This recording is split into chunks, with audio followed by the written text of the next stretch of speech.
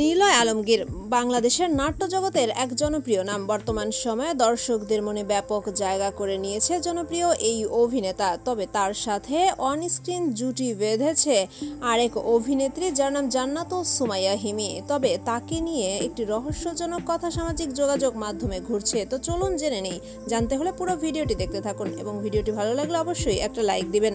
জান্নাতুল সুমাইয়া হিমি এবং Niloy Alamgir on screen যেমন ভালো কাজ করছে, দর্শকদের জনপ্রিয়তা লাভ করছে, ঠিক তেমনই অফ স্ক্রিন নিলয় আলমগীর এবং তার স্ত্রী রিধি বেশ ছাড়া ফেলেছে, কারণ তাদের জুটিটি দর্শকদের ব্যাপক পছন্দের। একসাথে সময় কাটানো, দেশ বিদেশে ঘুরতে যাওয়া সবকিছুই দর্শকদের সাথে শেয়ার করেন নিলয় আলমগীর এবং তার স্ত্রী রিধি। তবে সম্প্রতি নিলয় এবং হিমিকে নিয়ে একটি গুঞ্জন উঠেছে, আর সেটা হচ্ছে কাজের পাশাপাশি তারা প্রেমের সম্পর্কেও জড়িয়ে পড়েছে।